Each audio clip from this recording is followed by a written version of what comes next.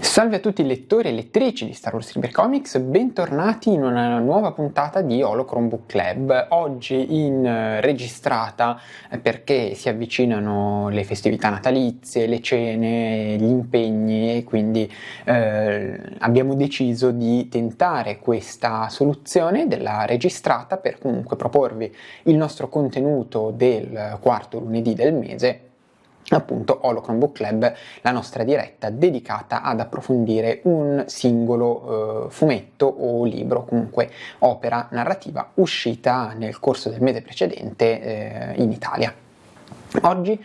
sarò da solo perché i miei due compari Lorenzo e Raghi, che sono nell'altra stanza di Reading Bay, in questo momento non hanno letto il fumetto. Io l'ho letto prima di venire qui in diretta su Marvel Unlimited perché purtroppo in fumetteria era già esaurito. Di che cosa stiamo parlando? Stiamo parlando di Mace Windu, che in Italia è stato pubblicato anche con il sottotitolo Missione al Crepuscolo,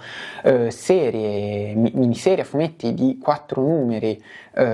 scritta da Matt Bernardin e disegnata da George Ante, pubblicata negli Stati Uniti nel 2024 e appunto da Panini nel mese di novembre. La miniserie è autoconclusiva, per cui si tratta di un solo volume, e nella puntata di Holo Chromebook Club di oggi vi vorrei raccontare perché secondo me è una miniserie da evitare assolutamente. Penso uno dei prodotti peggiori dell'ultimo anno a livello di fumetti, soprattutto per motivazioni narrative, ma anche per una discreta componente artistica, sicuramente non all'altezza. Di che cosa parla quindi Mace Windu, Missione al Crepuscolo? Utilizziamo un po' il sottotitolo italiano per distinguerla da Jedi della Repubblica. Mace Windu racconta di una singola missione del Cavaliere Jedi, perché è ancora un cavaliere in quel momento, Mace Windu, prima di episodio 1.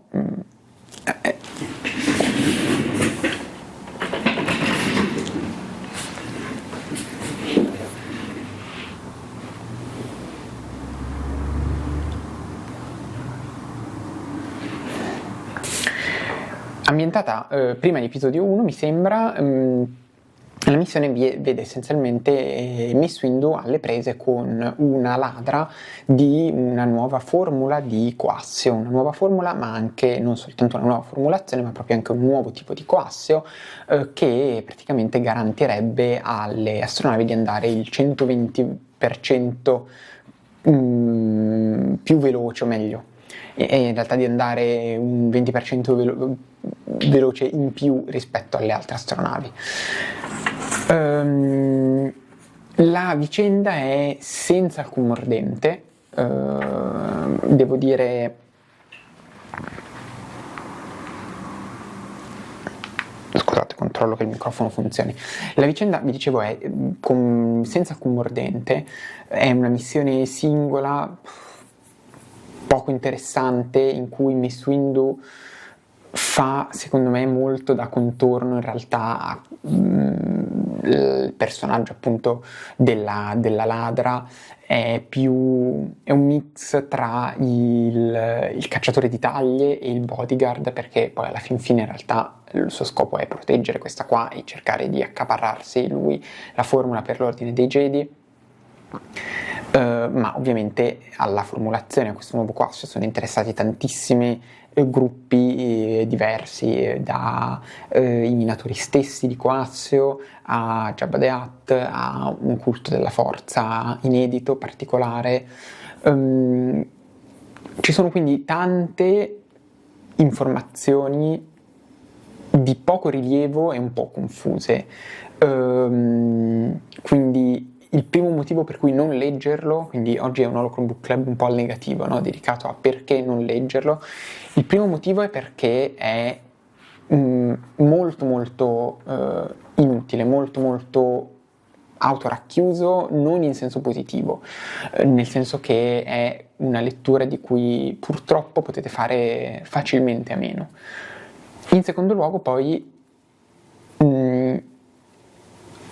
a prescindere dal fatto che il personaggio di Mace Windu possa o meno interessarvi, almeno nel mio caso non è particolarmente interessante, però tant'è, è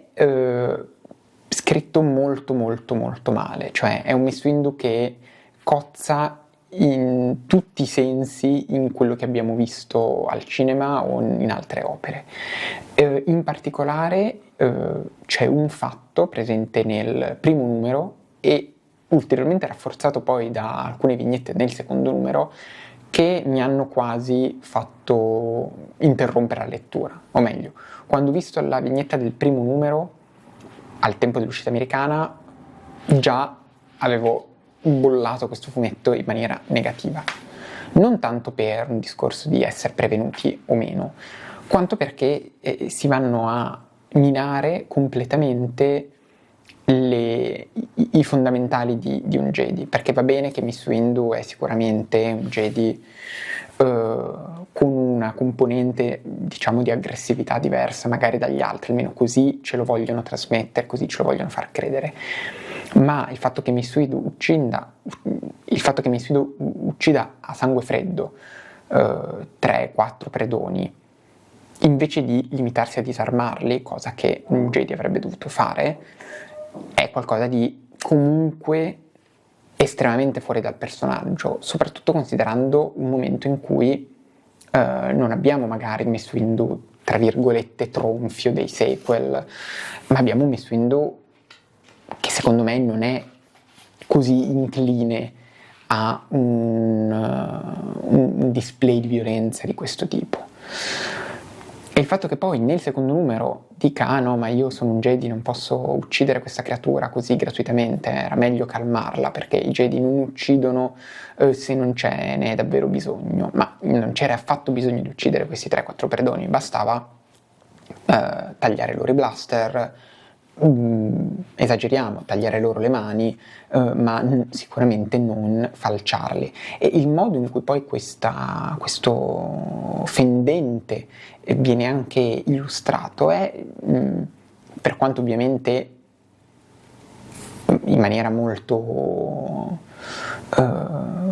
non fantasiosa, però insomma è una spada laser, cauterizza, più o meno cauterizza, sappiamo tutti episodio 4 com'è, però è una spada laser, non ci sono morti dissanguati, la scena è vista in ombra con soltanto la luce della spada, però è una scena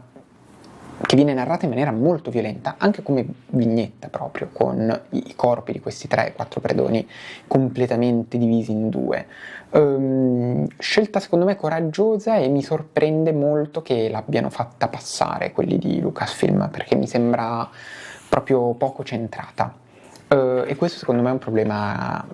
gravissimo che ha questo fumetto, iniziare in maniera così secondo me è un errore davvero davvero grave, e che sinceramente non riesco neanche a soprassedere su un errore del genere. Detto questo, il fumetto prosegue con dei dialoghi ai limiti dell'assurdo, estremamente fuori personaggio, nel senso che Mace Windu non si comporta come Mace, è proprio completamente fuori dal personaggio, neanche appunto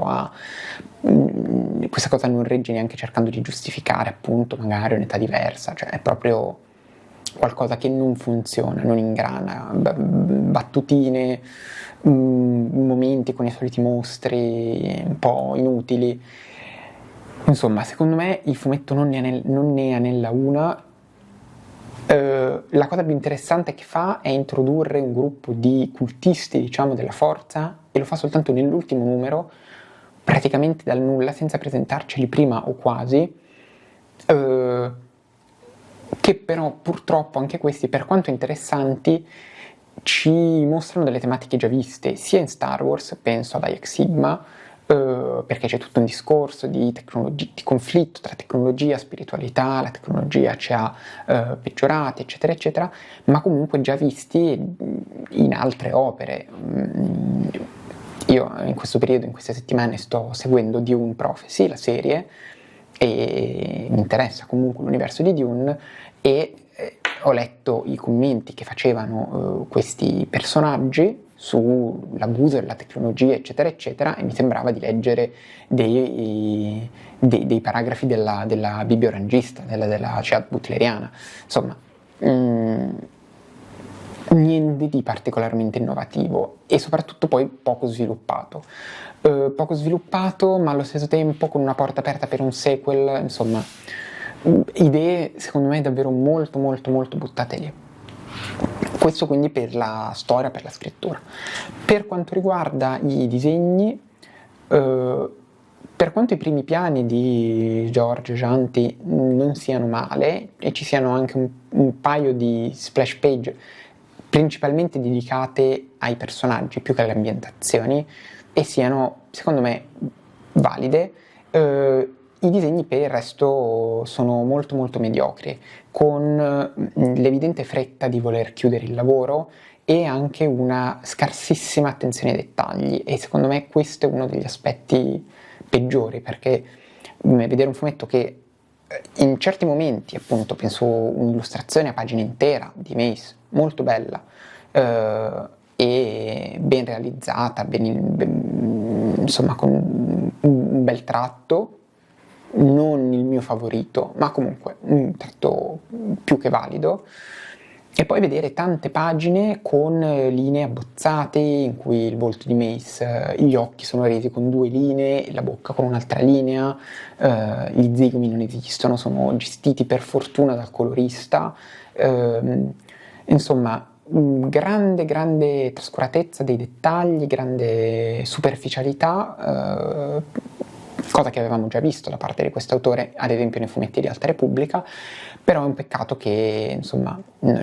questo non è un numero così, sono un'intera miniserie un po' tirata via. Appunto, si salvano alcuni momenti, alcuni volti, alcuni, non dettagli, ma insomma alcuni primi piani. I dettagli di sfondo invece malissimo, e anche per quanto riguarda le ambientazioni poco ispirate, con questo fiume di lava blu, ma tutto confuso, anche la colorazione lì non mi ha convinto. Insomma, il mio consiglio è di risparmiare questi soldi e di rottarli su qualcosa di più valido, più interessante, ma sicuramente non fatevi attirare da Mace Windu in copertina, anche se vi ispira il personaggio figo Samuel L. Jackson di qua, di là, la spada viola, eccetera eccetera, ma dedicatevi a qualche lettura appunto più valida, più interessante, e comunque che soprattutto non propone degli errori così gravi sull'interpretazione dei personaggi fin dai primissimi numeri.